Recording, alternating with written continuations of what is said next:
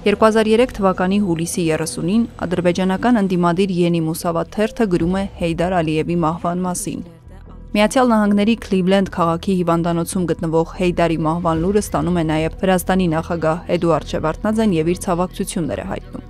Սակայն րոպեներ անց նրա մամուլի ծառայությունը հանդես է գալիս ճշտմամբ, նշելով, որ նախագահի ցավակցությունը եղել է թյուրիմացության արդյունք եւ որ իրականում Հեյդար Ալիևը դեռ ողջ է։ Մոտալուտ ընտրություններն ապացույց էին, թե ինչու 80-ամյա Հեյդարի մահը պետք էր այսպես ասած հետաձգել։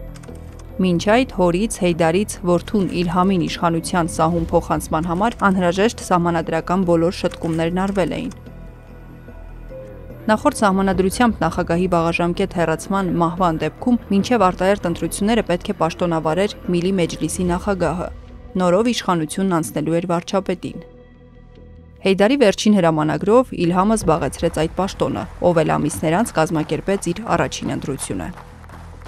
12 декабря 2003 года в клинике американского Кливленда национальный лидер Азербайджана ушел из жизни.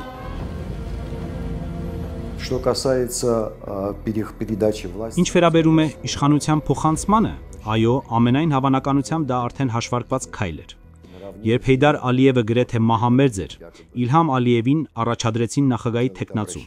Հետագայում Հեյդար Ալիևը իբր հայտարարություն արեց հիվանդանոցից։ Չգիտենք դա իրական ուղերձ էր թե ոչ, բայց փաստ է, որ այդպիսի ուղերձ եղավ, հօգուտ իր որդու թեկնածության։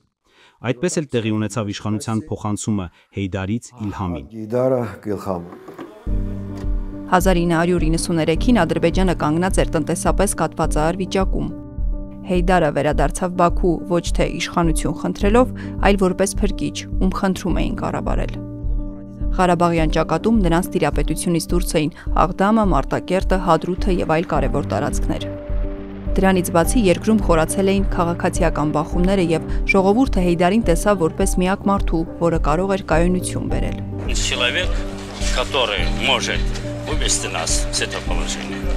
Հեյդարն ընդհանուր առմամբ ղեկավարեց Ադրբեջանը շուրջ 3 տասնամյակ, տարբեր կարգավիճակներով, բայց նույն սկզբունքներով։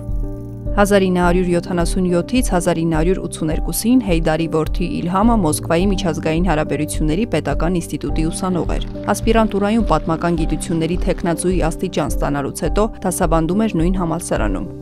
Այդ ժամանակ այնտեղ ուսանող Գեորգի Դերլուգյանը պատմում է. Շատ բաքվեցիներ սովորում էին Մոսկվայում, որովհետև նրանց հայրերը որպես կանոն պատկանում էին նախորդ առաջին քարտուղարի կամ նույնիսկ ավելի վաղ քարտուղարների թիմերին։ Իսկ նրանք, ովքեր Ալիևի շրջանակում չէին, հնարավորություն չունեին Բաքվում ընդունվել համալսարան։ Այսինքն Բաքվում հայրը նրա համար տեղ էր ազատել։ Առանց այդպիսի հոր ով կարող էր նա լինել հիմա։ Միգուցե դպրոցի ուսուցիչ Նախիջևանում կամ էլ բենզալցակայանի աշխատող։ Իսկ ես շատ հարևաններ ունեի, բաքվեցիներ, նրանք իրենց հենց բաքվեցիներ էին կոչում, եւ այո, նրանք զարմանքով ասում էին, լսիր, երբեմն միջանցքում կամ ճաշարանում տեսնում ենք Ալիևի որդուն։ Նրանց ամենասիրելի կատակն այն էր, որ մոտենում էին ու ասում, Իլամ, կարող ես 10 ռուբլի տալ։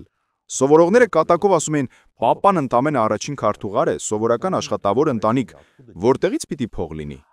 Ես արդեն այն ժամանակ սկսում էի մտածել, լսիր, ով ես դու, որտեղ ես մեծացել։ Քանի որ Հեյդարը դեռ վաղուց էր որոշել, որ իշխանությունն Ադրբեջանում փոխանցվելու է ժառանգաբար, Իլհամի մանկավարժական գործունեությունը կարճ տևեց։ 93-ին, երբ հայրն Ադրբեջանում զբաղեցրեց նախագահի պաշտոնը, նա վերադարձավ հայրենիք եւ նշանակվեց Ադրբեջանի պետական նավթային ընկերության Սոկարի փոխտնօրեն։ Նրա ակտիվ մասնակցությամբ Սոկարը սկսեց բազմաթիվ պայմանագրեր կնքել աշխարհի խոշորագույն նավթային կազմակերպությունների հետ։ 1994-ին դարի գործար կանոնով պայմանագիրն Ադրբեջանին բերելու էր մոտ 150 միլիարդ դոլարի շահույթ։ 1995-ից Իլհամն արդեն Միլի Մեջլիսի падգամավոր էր։ 2003-ի օգոստոսից վարչապետ, իսկ ամիսներ անց կայացած ընտրություններում ստանալով 76.8% ձայն նախագահ։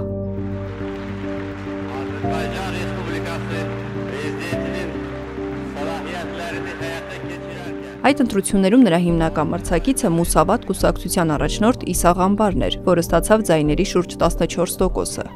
Ընդդիմությունն իդեմս Ղամբարի հայտարարեց արդյունքների կեղծման մասին։ Միջազգային դիտորդները նույնպես բարձրաձայնեցին ընտրական խախտումների մասին։ Ըստ նրանց տեղամասերում արձանագրվել էր քվեաթերթիկների զանգվածային լցոնում, իսկ ընտրությունների հաշվարկի ընթացքը հաճախ հասանելի չէր իրենց։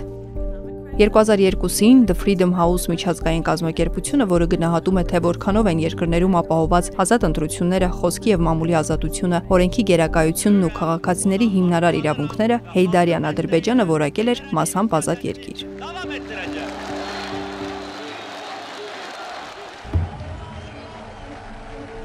2003-ի նախագահական ընտրություններից հետո մասամբ ազատ Ադրբեջանի քաղաքների փողոցներ դուրս եկան հազարավոր մարդիկ, պահանջելով չեղարկել արդյունքները։ Նորընտիր նախագահն արձագանքեց կոշտ ուժով։ Ոստիկանությունն օգտագործեց ջրցաններ, արցունքաբեր գազ եւ մահակներ։ Սպանվեց առնվազն 2 քաղաքացի։ Հարյուրավորները տուժեցին ու ձերբակալվեցին։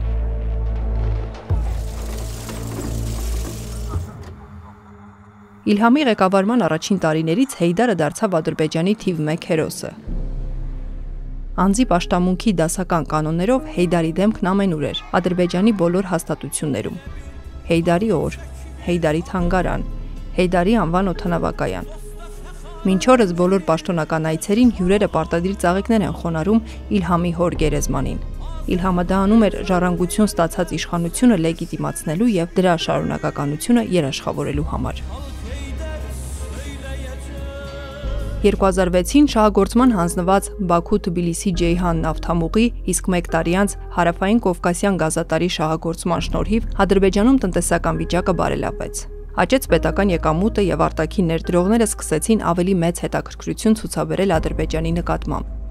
Տնտեսական զարգացումը նրա համար ոչ միայն երկրի առաջընթաց էր, այլև մեխանիզմ իշխանությունն իր ձեռքում ամրապնդելու համար։ Մյուս մեխանիզմը Ղարաբաղի հարցն էր։ Այդ ժամանակ Հայաստանի նախագահ Ռոբերտ Քոչարյանի հետ քննարկվում էր ԵԱՀԿ Մինսկի խմբի համանախագահների առաջարկած Մադրիդյան պլանը՝ տարածքներ միջանկյալ կարգավիճակի դիմաց։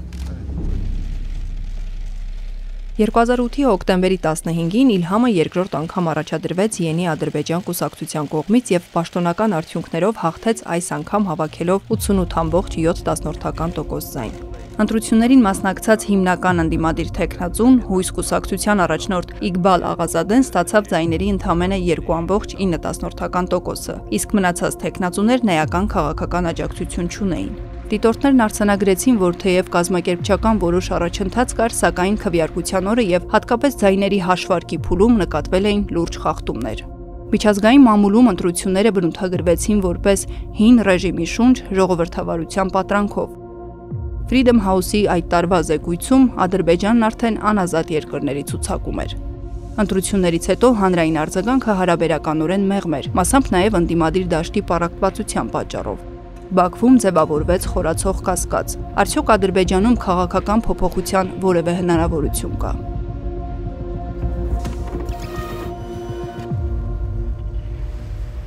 Սահմանադրությամբ երկրորդ ժամկետից հետո Իլհամը պետք է հեռանար պաշտոնից։ Հեռացավ սահմանադրությունը։ 2008-ի մարտի 18-ին անցկացված հանրաքվեով 92%-ը կողմ քվեարկեց նախագահական ժամկետների սահմանափակումը վերացնելու առաջարկին։ Իլհամը կարող էր ղեկավարել Ադրբեջանն այնքան, որքան կամենա։ Ընդունվեցին նաև այլ փոփոխություններ, այդ թվում մեդիայի սահմանափակումներ եւ խորհրդարանական ընտրությունների հետաձգման հնարավորություն պատերազմի դեպքում։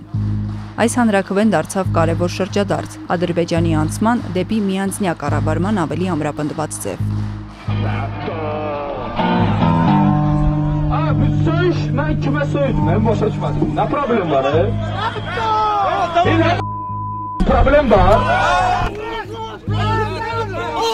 Ընդդիմության պլանավորած ստորագրահավաքներն ու ցույցերը ճնշվեցին, ընդհուպ անկախ լրատվամիջոցների հեռարձակումը հեռացնելով եթերից։ Նախագահական ընտրությունները մոտենում էին, որին զուգահեռ Ադրբեջանում կոռուպցիան եւ անարդարությունը տարածվում էր։ Հասարակական մթնոլորտը փակվում, իշխանությունն ամբողջությամբ կենտրոնացած էր Իլհամի շրջապատում, իսկ ընդդիմությունը հալածված ու տարանջատված։ А ты кто такой? Давай, до свидания. Վառ օրինակ էր հայտնի մեմ երգի տեսանյութի հեղինակ Գիլալ Մամեդովի պատմությունը։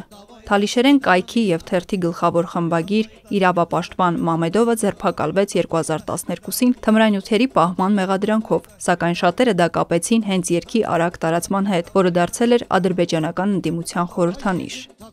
Այս քաղաքականության ֆոնին Իլհամը սկսեց փայլել միջազգային հարթակներում։ Կազմակերպված հանցավորության և կոռուպցիայի հետազոտական կենտրոնը 2012-ին տարվա կոռուպցիոներ տիտղոսը շնորհում է նրան՝ կոռուպցիայի և հանցավորության մասին նյութերում ամենաշատը հիշատակվելու համար։ Իլհամ Ալիևը տնօրինում է հսկայական միջոցների։ Չեք կարող պատկերացնել, թե որքան են նավթի և գազի վաճառքից ստացվող եկամուտները։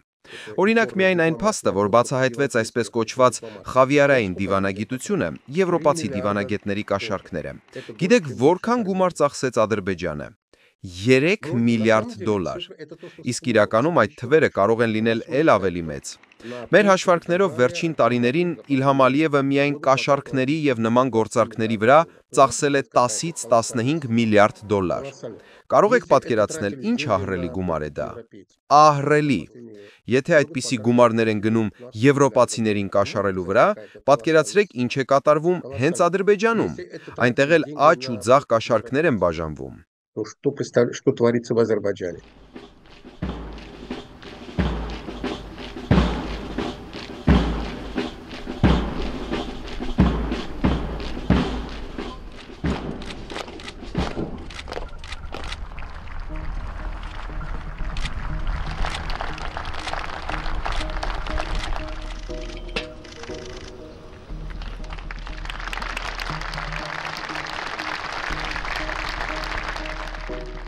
2013-ի հոկտեմբերի 9-ին Ադրբեջանը կրկին պետք է նախագահ ընտրեր։ Քվեարկության արդյունքների մասին տեղեկությունն արդեն սոցցանցերում էր ընտրություններից մեկ օր առաջ։ Այս փաստը վերածվեց միջազգային սկանդալի, երբ իր բլոգում լրագրող Մովսուն Հաջիևը բացահայտեց, որ իշխանական Mobile Elections հավելվածում նախապես ներբեռնվել էր արդյունքների էջը։ Ըստ դրա, Իլհամն իբր հաղթել էր 72.76%-ով, մինչդեռ քվեարկությունը դեռ չէր կայացել։ Միջադեպը ցույց տվեց, թե որքան կազմակերպված էր ընտրակեղծիքը եւ որքան վստահ էին իշխանությունները սեփական վերահսկողության վրա, անգամ ձևականությունը պահելու անհրաժեշտություն չկար։ Ի վերջո այդ ընտրություններում Իլհամը պաշտոնապես ստացավ ավելի քան 84% ձայն։ Նրա հիմնական մրցակիցն ընդդիմադիր Ջամիլ Հասանլին, ում թեկնածությունը հաստատվել էր վերջին պահին, հավաքեց ընդամենը 5.5% ձայն։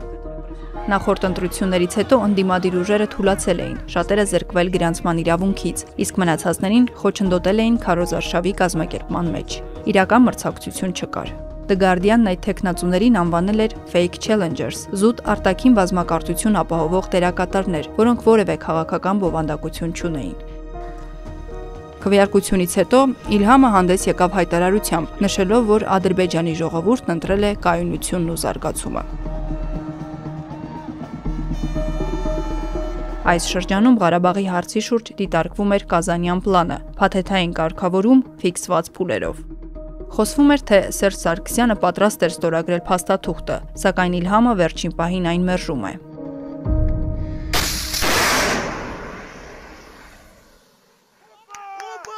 «2013-ի ընտրություններից հետո իրավիճակն Ադրբեջանի և Ղարաբաղի շփման գծում աստիճանաբար սկսում է լարվել։ Центральный банк Азербайджана объявил о запрете операций по обмену иностранной валютой в так называемых пунктах обмена, то есть вне головных офисов и отделений коммерческих банков. В соответствии с решением ЦБ Азербайджана, обменники смогут продолжать работу только в местах концентрации туристов, в частности, в гостиницах и аэропортах. В это же время в республике растет недовольство населения по поводу падения национальной валюты, маната, и роста цен. В Физули, в 300 километрах от Баку, люди испытывают трудности не только от обмена манатов на евро или доллары. Им буквально не на что купить себе кусок хлеба. Մանաթի արժեզրկման պատճառը նավթի գերարդյունահանման հետևանքով առաջացած ճգնաժամն էր, գործազրկություն, խնայողությունների կորուստ, հասարակության դժգոհությունն օրեցօր մեծանում էր։ Առաջնագիծը հետևողականորեն թեժացնելով Իլհամն այդ դժգոհությունները վերջնականապես լրացրեց 2016-ի ապրիլյան պատերազմով։ Azerbaycan Respublikası'nın prezidenti, silahlı güvelerin Ali Başkomandanı Cenab İlham Aliyev.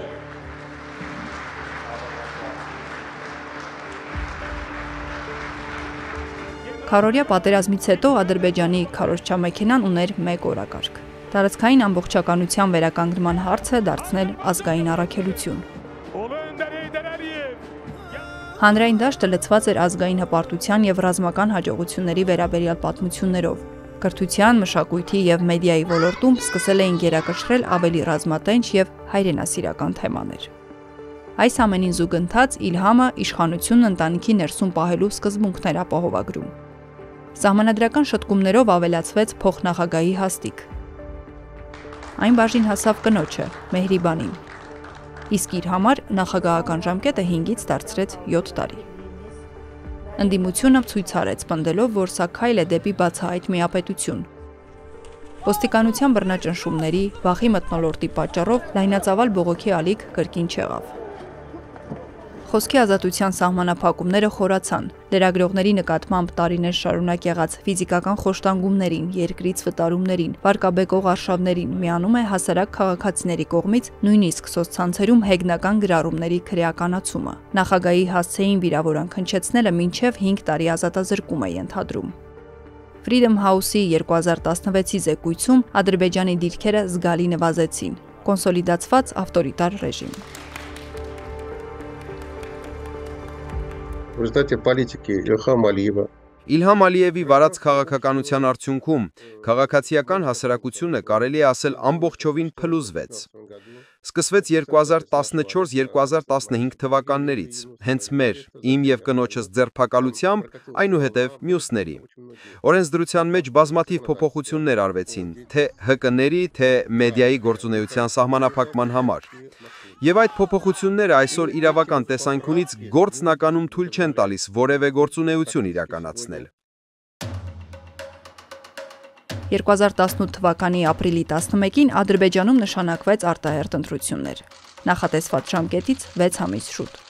Ինչպես սպասվում էր, Իլհամը վերընտրվեց 4-րդ անգամ, ստանալով քվեների շուրջ 86%-ը։ Նրանից բացի նախագահի պաշտոնի համար առաջադրվել էր եւս 7 թեկնածու, սակայն ոչ մեկն իրական ընդդիմադիր չհամարվեց։ Օրինակ, թեկնածուներից մեկը Զահիդ Օրուջը նույնիսկ հրապարակայնորեն հորդորել էր իր համակիրներին քվեարկել Ալիևի օգտին։ Ժամանակակից Մուսավատ կուսակցության առաջնորդ Հաֆիզ Հաջիևն էլ քվեարկությունից հետո հպարտությամբ նշում էր, ընտրել է իր մրցակցին Իլհամ Ալիևին։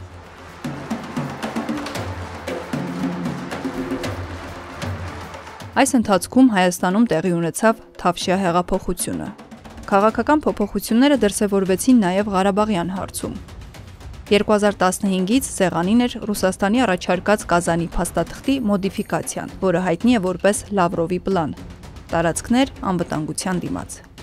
Նիկոլ Փաշինյանն Արցախ այցի ընթացքում հայտարարեց, որ ինքը պատրաստ է լիարժեք բանակցել Հայաստանի անունից, բայց Արցախի անունից պետք է բանակցի Արցախի իշխանությունը։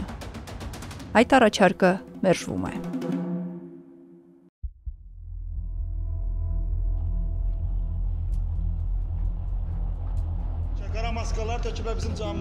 COVID-19-ի պատճառով առաջացած ճգնաժամի վատ կառավարումը նոր դժգոհության ալիքի ռիսկ էր պարունակում։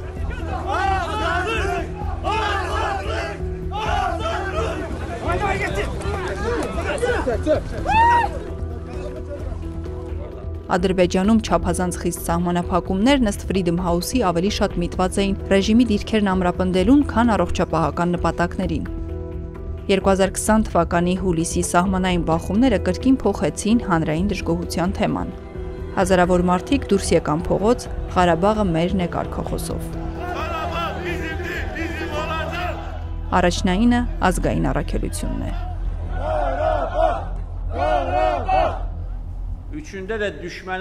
Положение у него было шаткое. Այդ ժամանակ Ալիևի դիրքերն անկայուն էին։ Երբ 2020 թվականին Բաքվում մարդիկ դուրս եկան բողոքի, դա անսովոր էր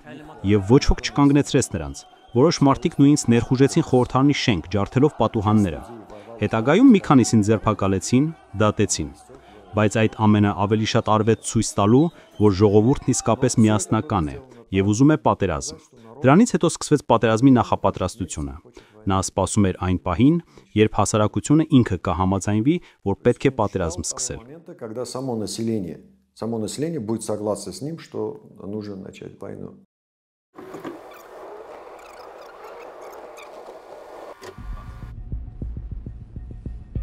Ղարաբաղյան երկրորդ պատերազմում ռազմական հաջողությունները, տարածքների վերադարձը եւ հաղթանակի նարատիվը թույլ տվեցին Իլհամին վերստին ձևավորել իր կերպարը որպես ուժեղ առաջնորդի։ Զինվորական հանդերձանքով Ալիևները շրջում էին Ղարաբաղի գրավված տարածքներով։ Խոսում ադրբեջանցի ժողովրդի միասնականության մասին։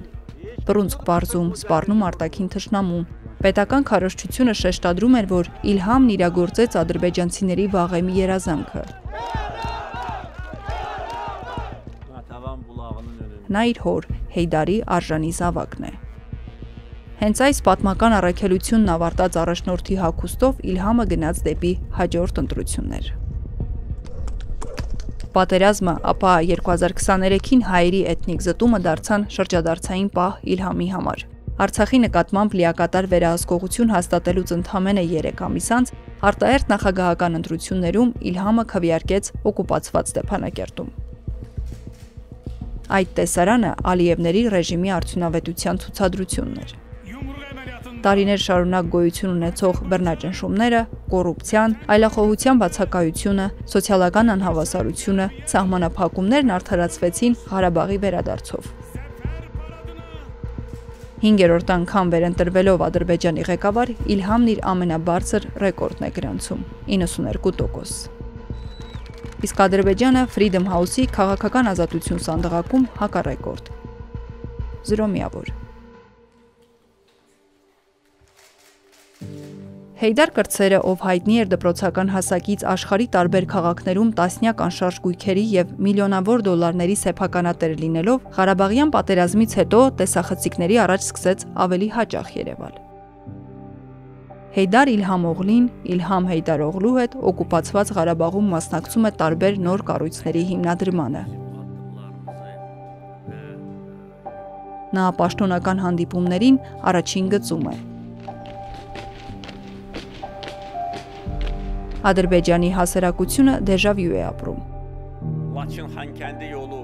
Թվում է, թե Ալիևները Ղարաբաղի պատերազմում հաղթելով վերացրին իշխանությունը ժառանգաբար փոխանցելու բոլոր խոչընդոտները։ Սակայն որոշ փորձագետներ վստահեցնում են, վաղ թե ուշ Ալիևների դարաշրջանը կավարտվի։ Եվ քանի որ այս տիպի ռեժիմները չունեն իշխանափոխության ինստիտուցիոնալիզացված մեխանիզմ, փոփոխությունները ճակատագրական են լինելու։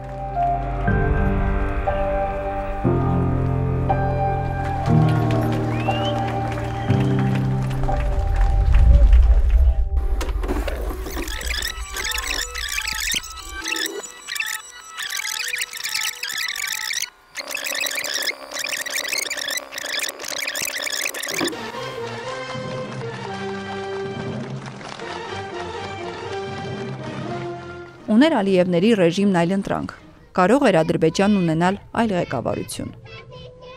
Արիֆ Յունուսովի համոզմամբ Ալիևների իշխանությունն ընտանիքի ներսում պահելը խոչընդոտելու միակ իրական հնարավորությունը եղել է 2003 թվականին։ Հետո դրա հավանականությունը միայն նվազում էր։ Այն ժամանակ ներքին գործերի նախարար Ռամիլ Ուսուբովը մի անգամ հարցազրույցում ասաց.